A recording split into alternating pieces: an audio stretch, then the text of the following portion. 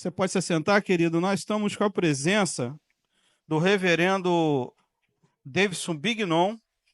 Ele também foi... Chega para cá, querido. Chega para cá. Vou pedir um diácono que retire aqui, por favor. O reverendo Bignon, ele foi meu professor, né? Não foi de hebraico, porque de hebraico foi o pastor Rafael, né? E o senhor foi de outras matérias, que foi de mais de 2 matérias, de Novo Testamento, se eu não me engano, e de exegese. Eu acho que foi isso. E eu estava confessando ali atrás que eu levei um tempo para chamar ele, porque eu estava ressentido, porque quase eu fui reprovado nas matérias dele. Então eu levei um tempo para chamar o senhor aqui, mas Deus curou meu coração, e assim a gente caminha, né? Com perdão. Mas brincadeiras à parte, irmãos, pastor Davidson, ele é pastor da igreja Niterói Barreto, um dos pastores auxiliar, né, onde o pastor Hidauro é o pastor presidente. Ele também é mestre na ciência da religião. Ele é professor de hebraico, né? E exegese do Antigo Testamento. Escritor também, né? Como a gente está vendo aqui. E estará conosco aqui, nos abençoando. Nós temos alguns livros, não é isso, pastor? Temos alguns livros, temos aqui na minha mão, Proteção Divina no Curso da Vida, Salmo 91. Esse aqui custa R$ 60, né? Proteção Divina no Curso da Vida, Salmo 91. E ele trouxe outro também, Revelações Originais do Salmo 23. Interessante. Esse custa quanto? R$ 40. Passa cartão? Parcela em quantas vezes, né? Então, se você se interessou, está aqui. Nós temos 2 exemplares, mas se você se esgotar e os irmãos quiserem, eu me comprometo em estar trazendo para a igreja, para os irmãos. Pego com o reverendo Davidson, que a gente sempre está ali em Niterói, né? Então, a gente pode dar um jeitinho de trazer para os irmãos. Então, está aqui. O reverendo Davidson, ele é escritor e também tem uma editora, não é isso? Qual o nome da editora? Contextualizar. Editora Contextualizar. Então, nós vemos que o irmão é bastante dado, né, à área do ensino, do conhecimento, e nós queremos abençoar e orar pela sua vida, para sermos ali também abençoados. Vamos orar, então? Você pode ficar de pé? Pai, muito obrigado, Deus, pela vida do reverendo Davidson, que está aqui nesta noite, atendeu o nosso convite prontamente. Ah, Senhor, nós queremos ser impactados, Senhor, pelo seu ensino, o ensino que vem do teu Espírito Santo. Estão aqui, Senhor, os livros, ó Pai, que tu, Senhor, tem dado capacidade e sabedoria ao teu filho para escrever, Senhor. E ele tem se doado, se esmerado, ó Pai. Ele tem gastado os seus dias, ó Pai, lendo, estudando a tua palavra. Que tu possa, ó Pai, usá-lo cada vez mais e usá-lo, Senhor, em pró, Senhor, ao nosso favor nesta noite. Coloca esta palavra que será ministrada, Senhor, nossos corações. Abre os nossos ouvidos espirituais, Senhor. Senhor, esclarece, ó Pai, aquilo que está em oculto e aquilo que vem de Ti, Senhor, nós queremos receber. Nós estamos desejosos, ó Pai, de ouvir a Tua palavra nesta noite, mas, Senhor, nós queremos nos despedir de nós mesmos, do nosso velho homem, ó Pai, e trazer a nova criatura em Cristo Jesus, renovada, reavivada, restaurada, ó Pai, para entender e receber a Tua palavra nesta noite. Usa o Teu servo, assim te pedimos, em o nome de Jesus. Amém. Obrigado, pastor Henrique. Para mim é um grande prazer estar aqui com vocês. Como ele disse, eu fui o professor dele. Só para deixar claro uma coisa, professor nunca dá 0. O professor só atribui a nota 0 que o aluno merece, né? Então, não é a culpa do professor se o aluno tirar 0. Isso é para qualquer professor de vocês aí, entendeu? É sempre desse jeito. O professor, aliás, ele nunca erra. O professor só se equivoca, não é? E quando uma vez eu pensei que eu tinha errado, é porque eu pensei, aí foi nessa hora que eu errei, né? porque é desse jeito que funciona. Como eu disse, é um prazer estar aqui com vocês. Eu sou o pastor Davidson, pastor auxiliar do pastor Idauro Campos, ali da Igreja Congregacional de Niterói, ali no Barreto, em frente ao antigo Carrefour, hoje é o Atacadão, não é? Parece até negócio de funk, né? Atacadão, pancadão, é tudo igual, né? Bom, mas eu trago um abraço da minha igreja, trago um abraço do pastor Idauro, para essa amada igreja, para o pastor Henrique também. Como ele me perdoou, então eu quero também dar uma profecia para ele agora. Vou te dar uma palavra de profética, você aceita? Não é? A palavra profética é of the king, of the power. Ah, vocês entenderam, né? Vocês estão ligados, hein? Você sabe? Não, nem inglês não é. Parece que alguma coisa é de igreja, mas não é. Não é? Tem loucura para tudo. Isso aqui não tem nada a ver com profecia, não tem nada a ver com nada disso.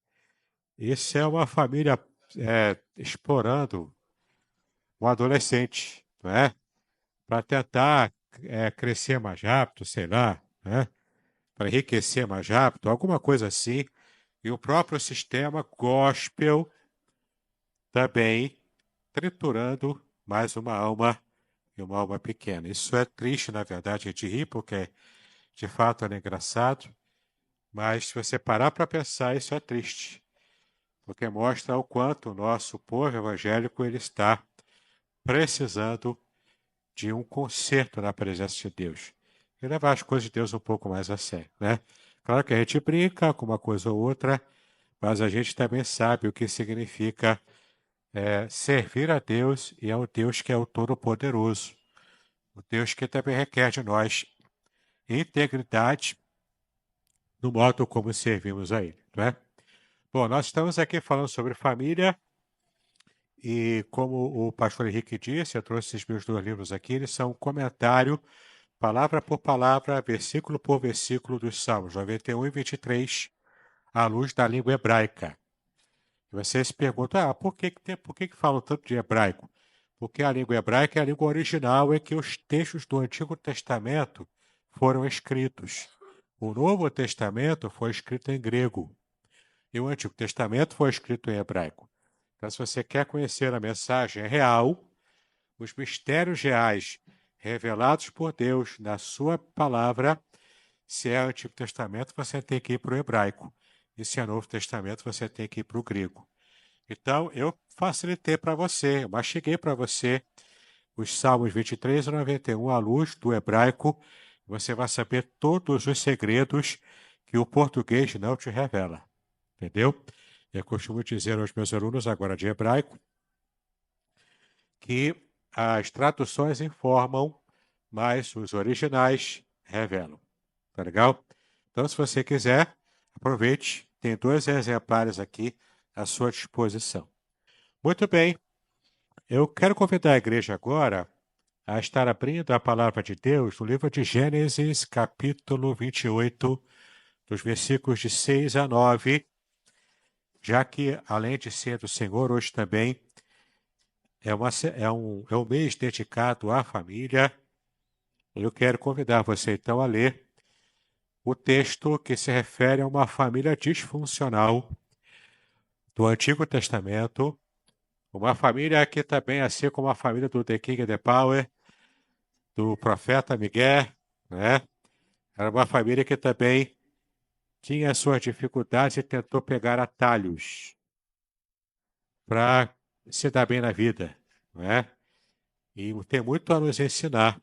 Hoje, o Dia das Mães, esse texto e essa família tem muito a nos ensinar nessa noite. Então, abra aí Gênesis 28, versículos de 6 a 9. Eu vou ler aqui na nova versão Almeida atualizada, tá bom? Nova Almeida atualizada. E o texto diz assim: Esaú viu que Isaque havia abençoado Jacó e o havia mandado a Padã Arã para tomar de lá a esposa para si. e que ao abençoá-lo lhe havia ordenado que não escolhesse uma esposa dentre as filhas de Canaã. Soube também que Jacó, obedecendo ao seu pai e à sua mãe, havia ido a Padã-Arã. Sabendo também que Isaque, seu pai, não via com bons olhos as filhas de Canaã. Esaú foi à casa de Ismael, e além das mulheres que já tinha, tomou por mulher Maalate, filha de Ismael, filho de Abraão e irmã de Nebaiote. Deus nos abençoe com a leitura da sua palavra. Vamos meditar nessa noite sobre o tema Esaú e Maalate, quando atalhos não são a vontade de Deus.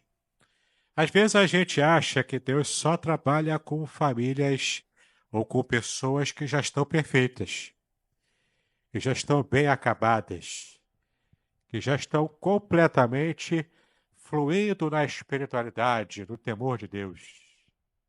A gente tem essa ilusão. Se você parar para pensar, todos os discípulos que Jesus chamou eram pessoas da pá virada. Se você parar para pensar, os profetas, homens e mulheres, com quem Deus trabalhou no passado, eram pessoas difíceis, eram pessoas complicadas. E tem um motivo muito simples para ser assim. Porque a glória sempre tem que ser de Deus, e não nossa. Então Deus tem um prazer peculiar e especial em pegar aquele vaso todo cheio de bolhas, aquele vaso todo cheio de caroços, aquele barro bem difícil de amassar. Ele sente prazer em amassar barros assim, para fazer vasos belíssimos, para fazer vasos que ornamentem a casa e que sejam vasos de honra. Então, se você procede de uma família difícil, se você procede de uma família disfuncional, de uma família complicada, que se fosse parar no psicólogo ia durar anos as terapias ali, de todos os familiares. Se você faz parte de uma família difícil, que te dá dor de cabeça, que te dá nervos de aço, fique feliz, porque é com a sua família, é com você que Deus quer trabalhar. Deus começa chamando Abraão. Abraão, pai exaltado. Em hebraico, Avram, pai exaltado. Era um nome que não era muito bom para alguém que seria o pai da fé, o patriarca de toda uma nação. Porque o pai exaltado é o pai cheio de ego. O pai exaltado é o pai que anda de cabeça erguida, achando que ele tem o rei na barriga. É o rei da cocada preta. Mas aí Deus faz o chamado de Abraão no capítulo 12. Quando ele já havia saído de Ur dos Caldeus com o seu pai Terá, e para ir para Arã, ali ele estabelece por um tempo, e ali então Terá morre, e Abraão então oficialmente se torna o chefe do clã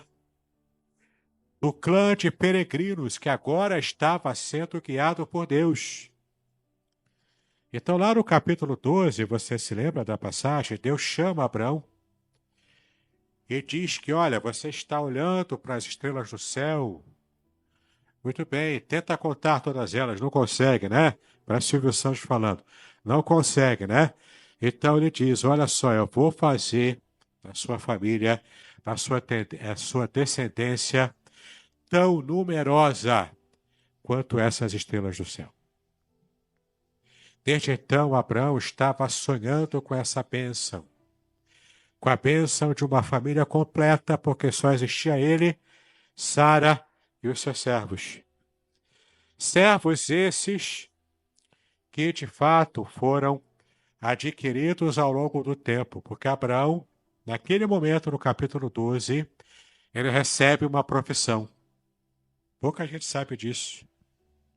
Mas Abraão recebe uma profissão especial que Deus deu a ele.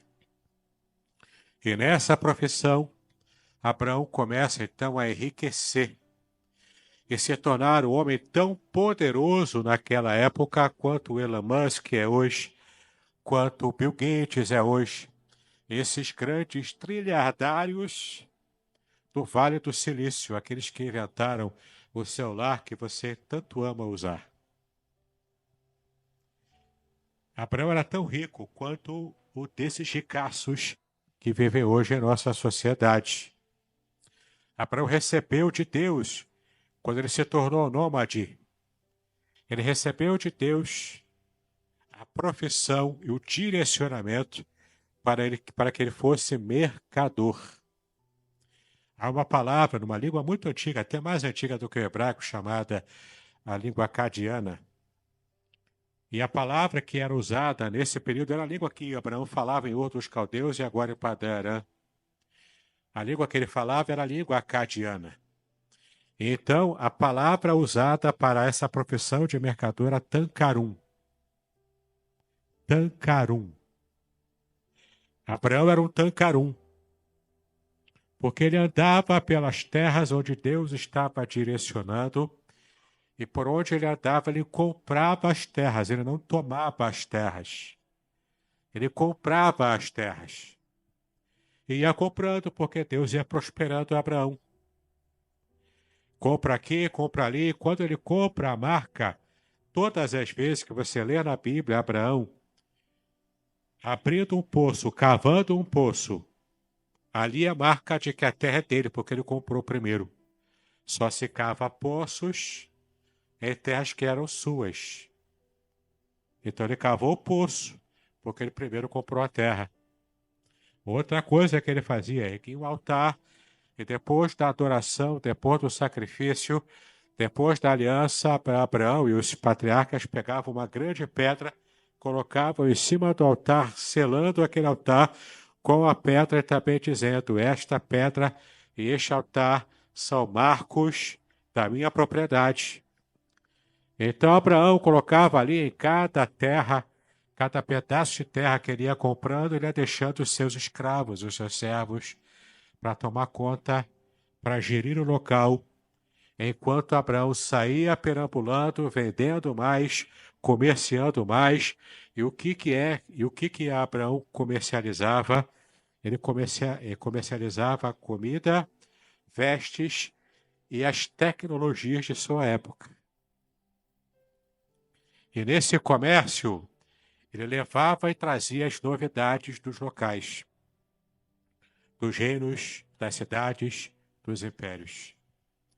No começo, Abraão começou a falar e servindo a Melquisedeque. Melquisedeque não era o nome próprio. Melquisedeque era um título real.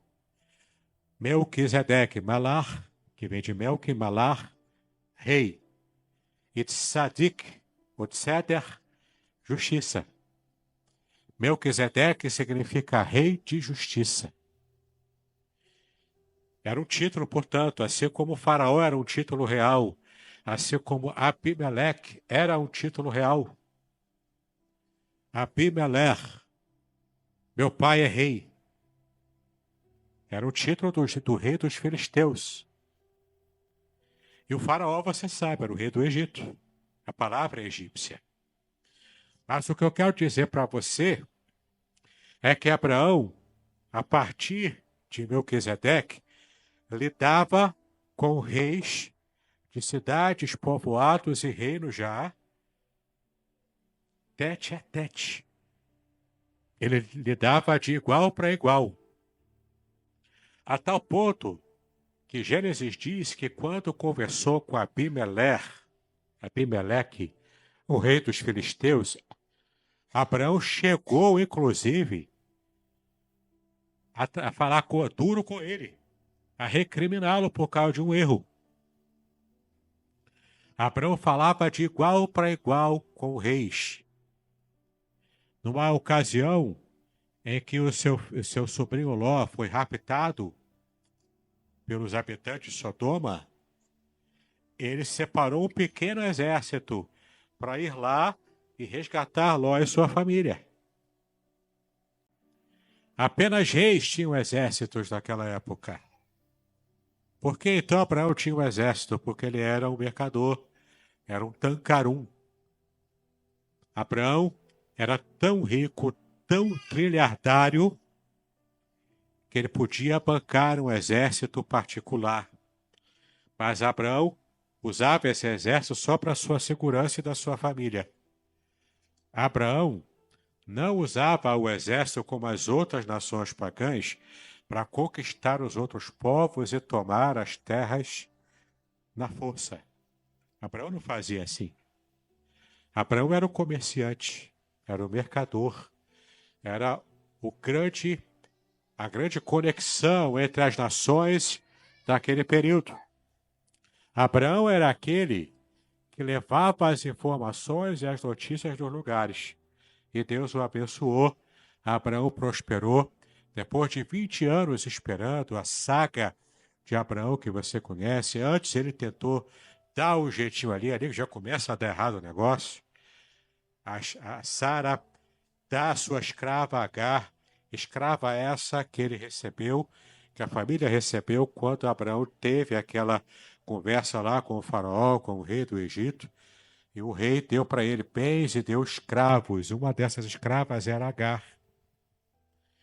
Então, a maravilhosa ideia de Sara, que não tinha nada de errado ali, porque era o costume da época, estava de acordo com as leis daquele período, mas não era o que Deus queria. Então ela falou: dorme aí com a minha serva, para ela dar o filho que ela der para você vai contar como se fosse meu.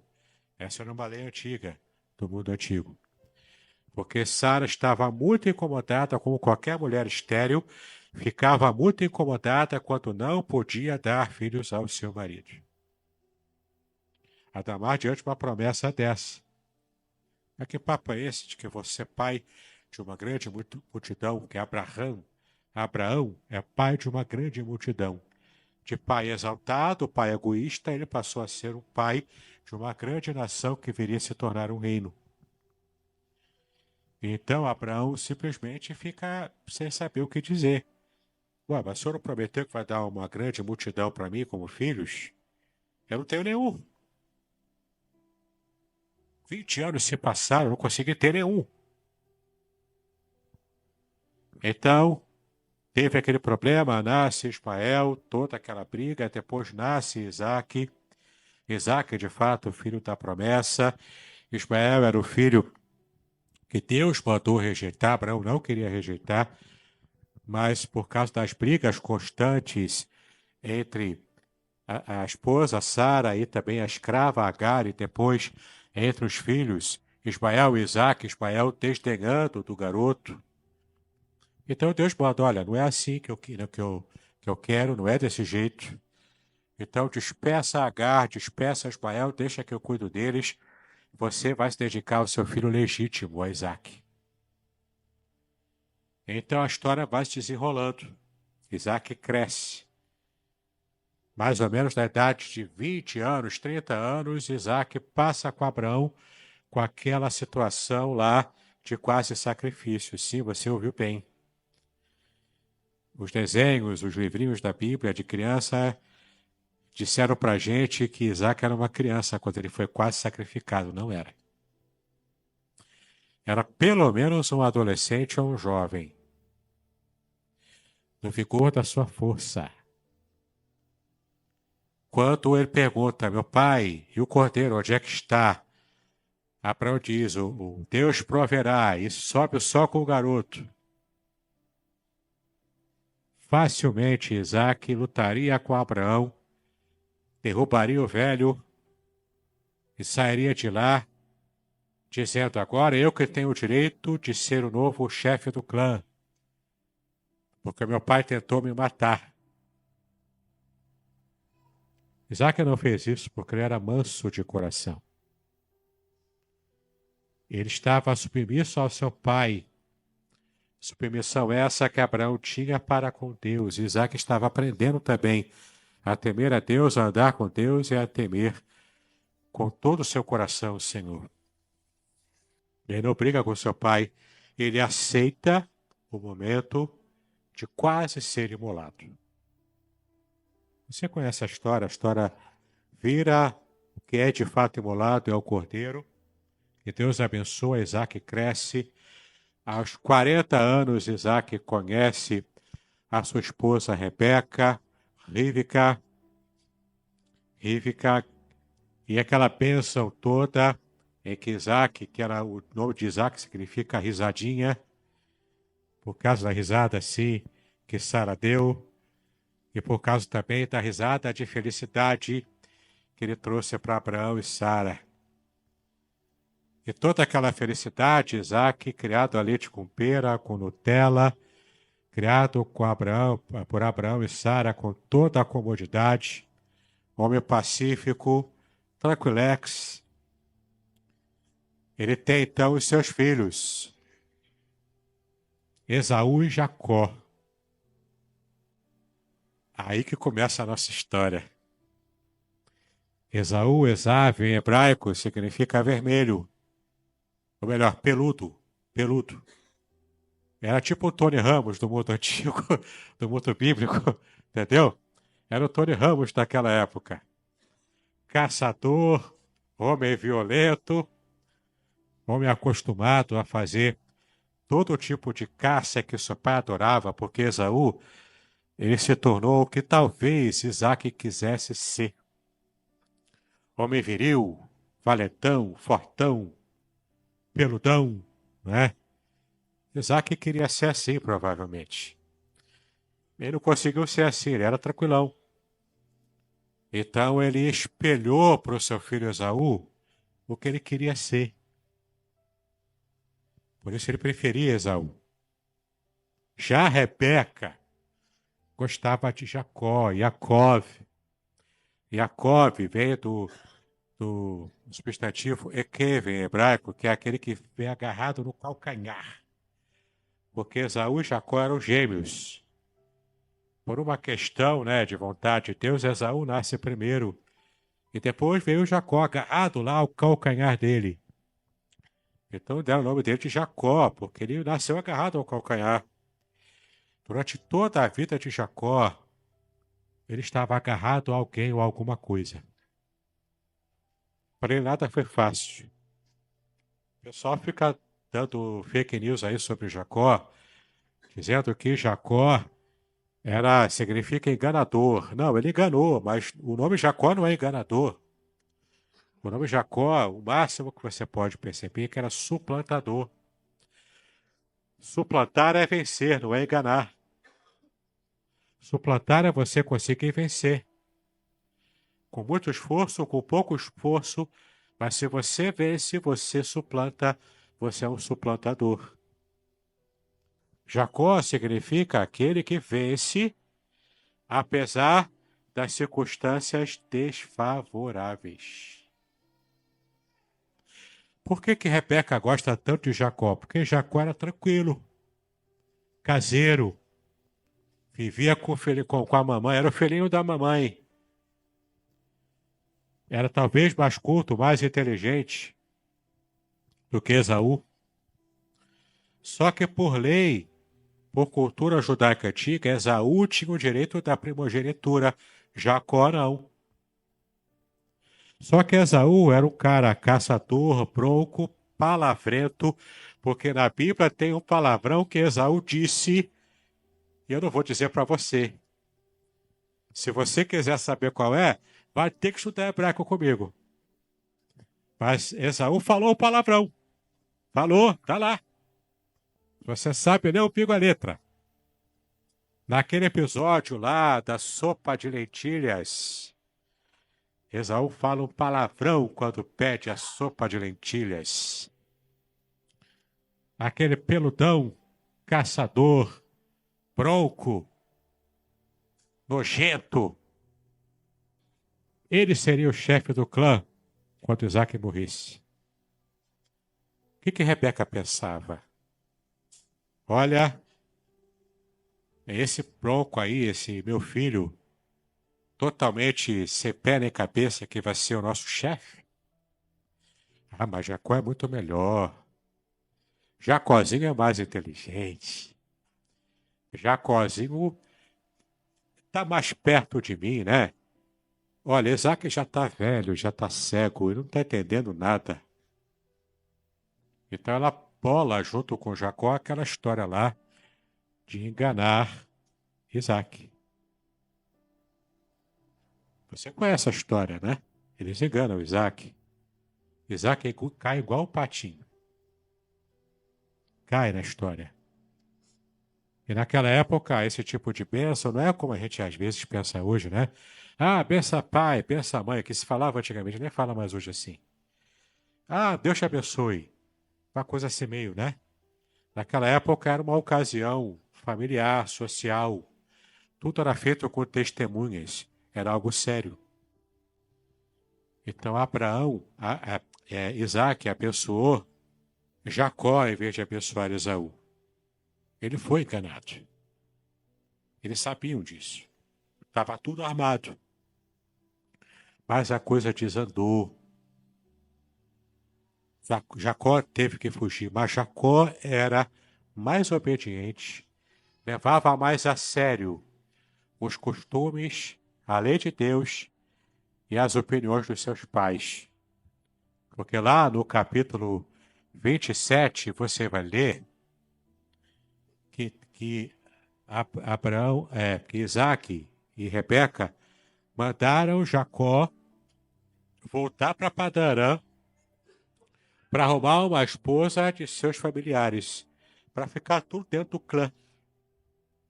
Esaú não ligava para isso. Esaú não ligava para nada. Ele era um cara bem bronco mesmo, né? Selvagem, aquele selvagem. Um animal, não é? Esaú era um animal. Não ligava para nada. Ele se casou com duas mulheres hititas lá, que você vai ver aqui no capítulo 26. Dá uma voltada lá para o 26. Capítulo 26, no finalzinho, ó. 26, versículo 34. Quando Esaú tinha 40 anos de idade, tomou por esposa Judite, filha de Beeri, o Eteu, e Bazemate, filha de Elon, o Eteu. Essas duas se tornaram a amargura de espírito para Isaque e para Rebeca. Mulheres completamente diferentes da fé de Abraão. Mulheres pagãs. E segundo a tradição judaica, essas mulheres, Judite, e olha que Judite é o nome hebraico, embora ela fosse Tita, esse nome hebraico significa louvor. É a versão feminina de Judá, que significa louvar, louvor. Mas é a mulher da pá virada. Ela e Basemate perturbaram a velhice de Isaque e de Rebeca. Trouxe ao desgosto. A ponto de, no capítulo 27, mandarem que ele fosse para lá. E no 28, então, Esaú percebe as burradas que ele fez na vida. Chorou porque ele perdeu a bênção. Ah, agora eu dou valor. Agora não dá, meu filho. Agora esse trem já foi embora. Já partiu a bênção. Agora já era. Apesar de, na prática, Esaú acabou herdando as bênçãos ali, não Jacó. Herdou ali a bênção da primogenitura na prática. Mas Deus tinha um plano maior para Jacó do que o plano de continuar a sua linhagem juntamente com Esaú. Deus tinha um plano muito maior para Jacó. Jacó é reputado na Bíblia como herói da fé. Esaú não. Porque Esaú era tão leviano que aqui no versículo 28 que a gente leu, ele percebeu que no 27, Isaac e Rebeca mandaram Jacó ir para Padã, e o Jacó obedeceu, ele fugiu. Obedeceu. Durou mais tempo do que deveria. Jacó teve a sua cruzada com Deus. Mas o fato é, ele obedeceu de pronto. Jacó levava mais a sério a cultura, a vontade de Deus, a vontade dos seus pais. Esaú não. Esaú era um homem leviano, era um animal. Entendeu? O que acontece? Muito tardiamente, Esaú cai em si. Falei, olha, é verdade. Agora que eu estou percebendo, a ficha caiu agora. Meus pais não gostam das minhas esposas hititas. Elas perturbando os pais dele o tempo todo, criando problema, criando intriga uma com a outra. E Esaú lá, totalmente alheio a tudo. Agora que Jacó correu, ele percebeu, falou, olha, meus pais não gostam das minhas esposas. Eu vou fazer o seguinte, vou fazer igual a Jacó. Mas o que eu vou fazer? Em vez de ir para Padan-Aram, porque aqui é melhor, eu vou entrar em contato com a minha prima. Uma prima chamada Maalat. É essa prima que significa exaltação. Louvor, exaltação em hebraico. Então, eu ouvi falar da minha prima, a filha de Ismael, meu tio Ismael. Vou conversar lá, vou tentar arrumar lá. Vai ser minha terceira esposa, pronto. Casei em família. A minha terceira esposa é minha prima. Ela é filha do meu tio Ismael. Ele tomou um atalho.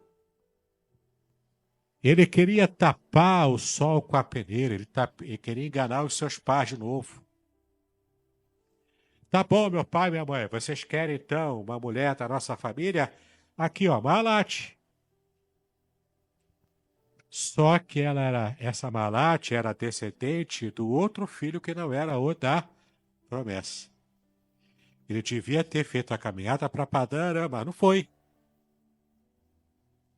O que acontece agora? Esaú tentando dar uma de profeta Miguel, falando para o seu pai e para a sua mãe. Agora me abençoa, fica tranquila comigo, fiquem tranquilos comigo, porque eu casei agora com a mulher do nosso clã. Não era. Era do mesmo tronco familiar? Até era. Mas a bênção de Deus não estava no casamento com Maalat. E aqui vem a grande lição que eu quero trazer para você nessa noite, nessa série de cultos e mensagens sobre família. Porque o tema da nossa mensagem é justamente esse tema. Esaú e Maalat, quando atalhos não são a vontade de Deus. Esaú, em toda a sua vida, demonstrou que tinha um coração alheio às coisas de Deus. Era um coração totalmente voltado para as coisas da terra. Ele queria levar vantagem. Assim como Jacó também queria levar vantagem e enriquecer rápido. Mas Jacó foi trabalhado, foi forjado por Deus, porque Jacó tinha um coração que era perfeitamente forjável. E Deus trabalhou com Jacó para tornar Jacó o que de fato ele foi, o patriarca real, da onde veio as 12 tribos de Israel, e depois veio o reino, e chegou até Jesus, e somos salvos hoje por isso. A descendência de Abraão, Isaque e Jacó, e não de Abraão, Isaque e Esaú. Aliás, Esaú deu origem aos Edomitas, povo sanguinário. Edomita, assim, Edom significa vermelho. Povo sanguinário, inimigo de Israel. Se tornou pagão depois. O que eu estou dizendo é, se você quer ser abençoado por Deus na sua família, você precisa trilhar os caminhos certos que Deus quer que você trilhe. Não ficar tomando atalhos. Não ficar usando a sua cabeça, a sua cachola para pensar e achar, não, esse caminho aqui, olha, vai ser melhor porque eu vou chegar mais rápido. Mas eu vou dar uma enganadazinha aqui, alguém aqui vai ficar para trás, mas olha só, Deus vai abençoar. É igual aquela mulher que quer se casar, aí fica de olho no marido da irmã. Aí, quando o marido da irmã também não está lá muito legal com Deus, fica piscando para ela também, ela fica lá suspirando, dizendo: Ah, Deus está me dando a bênção, olha a bênção que Deus está me dando. A bênção no adultério, não é? Não é assim que Deus vai abençoar. Tomar atalhos não é sinônimo de bênção. Esaú tentou enganar os seus pais tomando um atalho. Não era isso que Deus queria de Esaú. Jacó trilhou o caminho mais difícil. Ele foi pisado por Deus. Ele foi esmagado por Deus. Ele lutou com Deus. E quando ele reconheceu a sua dependência, a sua humildade, quebrado, esmagado por Deus, amassado como barro difícil, mas ainda maleável, Deus transforma Jacó no grande patriarca que ele foi destinado a ser. Deus pode estar agora trabalhando com você ou com a sua família. Você pode ter se decepcionado com os seus familiares cristãos. Você pode ter se decepcionado com os seus familiares, mesmo que na família tenha pastores. É Deus, quem sabe, moldando a sua família, moldando você, porque para pensar, você e eu também nós não somos flor que se cheire. Deus está trabalhando na gente. É aquela frase, desculpe o transtorno, vidas em obras. A sua família, a minha família é assim. Nós causamos transtornos para Deus, para o reino de Deus, para a obra de Deus, mas mesmo assim, Deus não se furta em moldar o nosso caráter, como fez com Jacó, só não fez com Esaú, porque Esaú não deixava Deus trabalhar no seu coração. Só não fez com Judas Iscariotes, porque Judas não deu chance de arrependimento. Deus hoje está falando com você. A sua família não é perfeita. Você sabe disso. Você sabe que os seus pais não eram perfeitos. Você sabe que os seus filhos não são perfeitos. Casal que vai ter filho ainda, pode guardar no seu coração. Seu filho, sua filha não será perfeito. Como você não é. A grande questão aqui não é de onde Deus está começando a trabalhar com você, mas é onde Deus vai fazer você chegar lá na frente. Jacó foi moldado por Deus, Esaú não foi.